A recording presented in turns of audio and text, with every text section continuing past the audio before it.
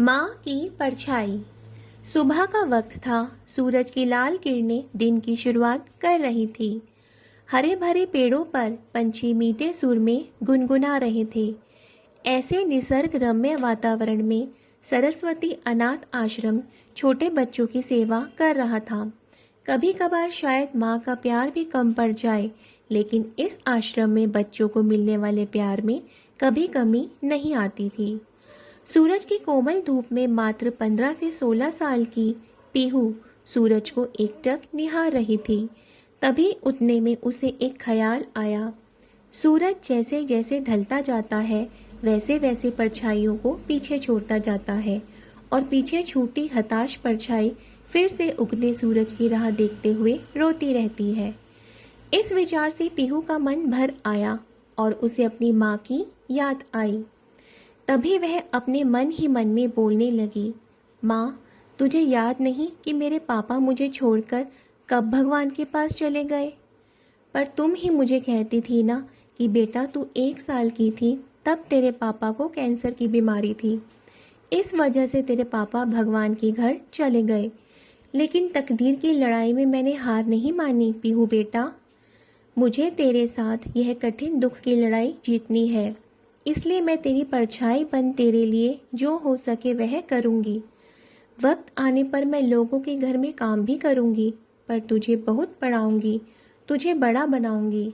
मैं तेरे पापा के सपने को वास्तव में लाऊँगी।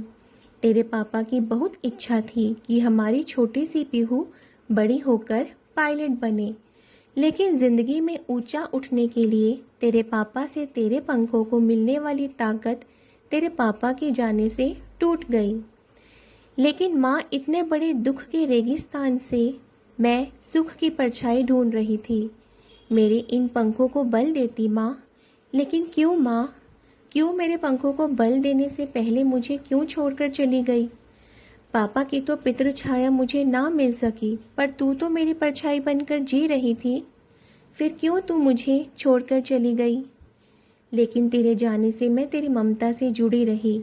तेरे प्यार की परछाई ढूंढते हुए दुख के रेगिस्तान में अकेली रही। अब मेरे पापा के सपनों को साकार करने के लिए कौन मुझे ताकत देगा? बोल ना माँ।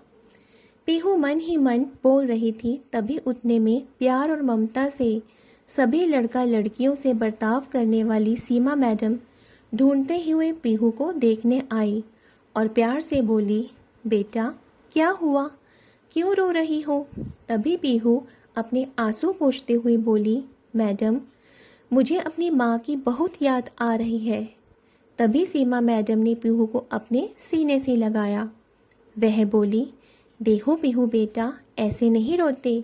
मुझे पता था तुम्हारी माँ तुम्हारे लिए प्यार और ममता की परछाई थी, लेकिन उसे भी भगवान ने ले लिया। पीहू, जिंदगी और मौत किसी के बस में नहीं होती है। पीहू सीमा मैडम की तरफ देखते हुए बोली, मैडम, भगवान भी कितने कठोर दिल के होते हैं। जब मैं छोटी थी तब मेरे पापा कैंसर की बीमारी से चले गए और अभी कोरोना के काल में मेरी माँ की बेस्ट फ्रेंड रमा आंटी एक दिन के लिए हमारे घर आई।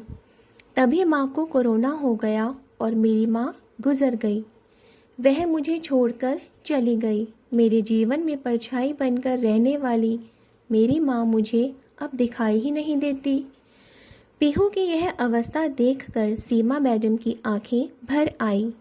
फिर भी सीमा मैडम पीहू को दुख भरे स्वर में बोली, यह देखो पीहू बेटा, जिस टाइम तेरे गांव के सरपंच ने तुम्हें इस आश्रम में लाया, तब उन्होंने तुम्हारी ज़िंदगी की सब कर्म कहानी बताई थी। इसी कारण से मैं तुम्हें अकेले नहीं छोड़ती हूँ, लेकिन इसके आगे मैं तुम्हारी माँ बनकर, तुम्हारी परछाई बनकर ज़िंदगी जीना चाहती हूँ। ऐसे बोलकर सीमा मैडम ने पीहू को अपने बाहों में भर लिया और रोने लगी। सीमा मैडम को सीने से लगाकर पीहू को ऐसा लगा जैसे उसकी माँ की खोई हुई परछाई सीमा मैडम के रूप में फिर से उसके साथ देने आ गई। दोस्तों, अगर आपको यह कहानी पसंद आई हो तो प्लीज़ चैनल को लाइक, शेयर, सब्सक्राइब ज़रूर कीजिए। धन्यवाद।